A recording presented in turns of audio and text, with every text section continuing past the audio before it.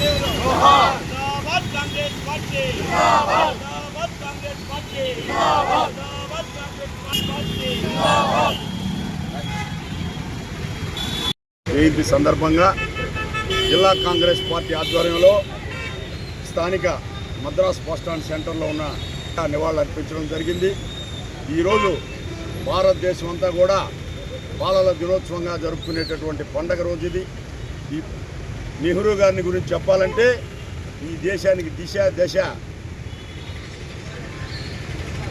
ఈరోజు ఈ అభివృద్ధి కార్యక్రమాలు జరుగుతున్నాయంటే పంచవర్ష ప్రణాళికతో మొదలుపెట్టి ఈ దేశం కోసం, ఈ దేశ ప్రజల కోసం సెక్యులర్ దేశంగా రూపుదిద్దేదానికి ప్రయత్నం చేసినటువంటి పండిట్ గారు ఈ దేశానికి చిరస్థాయిగా అందరి మనసుల్లో నిలిచిపోయాడు అనేది వాస్తవం.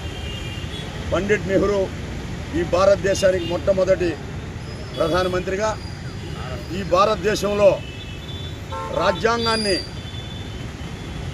ఏర్పాటు చేసే బాధ్యతని బాబాసాహెబ్ అంబేద్కర్ గారికి ఒప్పచెప్పి, అదేవిధంగా ముస్లింలని హిందువుల్ని ఏకం చేసి ఈ భారతదేశాన్ని నడిపించినటువంటి సందర్భాన్ని మనందరం కూడా గుర్తుపెట్టుకోవాలి.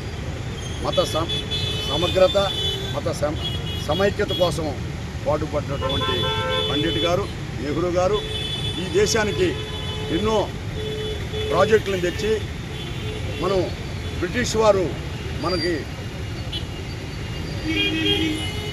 వదిలిపెట్టినటువంటి ఫలాలు ఆనాడు ఎన్నో ప్రాజెక్టులు మనకి వరి ధాన్యాలు పండిన సందర్భంలో, గోధుమలు పండిన సందర్భంలో ఎన్నో ప్రాజెక్టులు ఈ దేశంలో నిర్మించినటువంటి విషయాన్ని మనం గుర్తుపెట్టుకోవాలి. అదేవిధంగా ఈ ఒక్క రోజుని భారతదేశంలో ప్రభుత్వ పరంగా బాలల దినోత్సవంగా జరుపుకొని చాచా నెహ్రూ అని పిలువబడేటటువంటి పండిట్ గారిని ఈరోజు బాలలందరూ కూడా స్కూల్స్లో కానీ, అఫీషియల్గా ప్రభుత్వ రంగ సంస్థల్లో కానీ అన్నింటిలో కూడా జరుపుకోవడం జరుగుతుంది.